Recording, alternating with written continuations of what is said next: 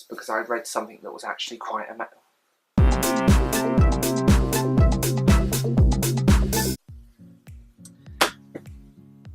Good morning. Britain's actually got some sun today, which is nice. Here's a wrap up and an am reading. For you guys, I've kind of been on a bit of a reading binge, and there are a lot of books here I want to talk about in depth. So here is a basic wrap up and am reading of books. I read The Surface Breaks. I've talked about this has already made my best books of 2018 list. It's a reimagining of The Little Mermaid. It's very well done. I talk about it more in that video. Please head that way because this is a book that's very difficult to cover in a quick wrap up. I was shocked by this because someone kept telling me to read it. It was one of those where someone I know was like, you need to read this, and I was put off by the fact it's published by Scholastics. And I have no problems with children's fantasy and young adult fantasy. I've read some great YA fantasy and young adult fantasy. And kids fantasy. There's some spectacular fantasy novels for children. But I was worried about this. I'm surprised this is published by Scholastics, and I'll leave it at that. It's really good in the sense of its tone. It's also quite adult. I read this bad boy. I was sent this by the writer. Really enjoyed this. I enjoyed the writing. I enjoyed the story. I enjoyed a lot about this book and was genuinely really pleased with how it came out. I found it a little long in places. It's sort of science fiction, military fiction thing. It does ramble in places, but oddly enough it doesn't feel like you're reading a ramble. You're just where these sections are a little long. It's a good high score on this one, and I was surprised. I like the writer's style. I do like that writing style of theirs. So, yeah. I read this. This was sent to me by the publisher. I was a bit surprised by this. This is probably one of the best books I've read in a long time. It's set in a near future London. Everything, justice, jobs are meted out by an algorithm. Everything is controlled by this algorithm. And it's what if crime is predicted and so on. It kind of has a Philip K. Dick vibe, which surprised me.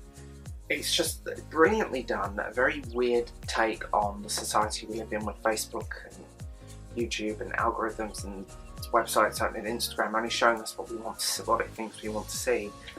And this definitely deals with that.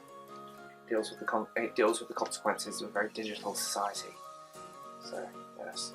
Brightly Burning, a science fiction retelling of Jane Eyre. This one kind of lost me a little bit. It's not bad by any means. It's a very, very, very enjoyable and fun book. That's it. It's enjoyable and fun. It's kind of like a Happy Meal. A McDonald's Happy Meal. It's very satisfying for the moment, but the minute you come out of it, you think, okay, more please? You know, it doesn't really leave a lasting mark. I will say I do like her writing style. I like the fact that she was brave enough to take a classic and rewrite it and modernise it. It's quite predictable. That's the word for it. It's quite predictable as a book. It's not bad. It's not amazing. It's predictable and fun. The Mermaid. The writer that started my relationship with Titan because I requested The Lost Boys and they didn't have it. I enjoyed this. It's not the best book I've ever read. I like the take on it. There is a mermaid theme amongst these books. I enjoyed it for what it was. I like her writing style. I love the Red Queen and the Alice books. What I didn't enjoy was when I'd gone from reading The Surface Breaks to The Mermaid. This is a better book. This is a good book. This is a better book. So I'll just put that out there now. It was kind of, maybe I should have read this one first, because they are both redoings of the Little Mermaid myth in the story in a few ways. But it's this takes it on a very different thing. This isn't a typical Little Mermaid story. A fisherman finds a girl, a mermaid, and it all goes from there. She stays with him, she loves him. She stays with him, although he will grow old and she won't. I mean, it's quite heartbreaking in places. It's a very good book. It actually lost points because I read something that was actually quite amazing before I read this. So maybe I should have read this first. Anyway, repeating myself, let's move on to the Amreading, shall we? I am reading Dead Indian Wars. I love the first book. The writer was kind enough to send me the first novel. I fell in love with this series. I will say I think the covers let this down. They're nice short novellas. I mean, these are only, there's no page numbers. 100 and, I think this sits at just under 200 pages. They're short novellas, they're very easy reading, but they're brilliantly quirky. They're like supernatural westerns with a very, very dark current through them. It's like purgatory. And they're really well done. It's just, it got damaged in the post, by the way. I'm really annoyed over that. But yeah, really enjoyable. So I'm sinking my teeth into this.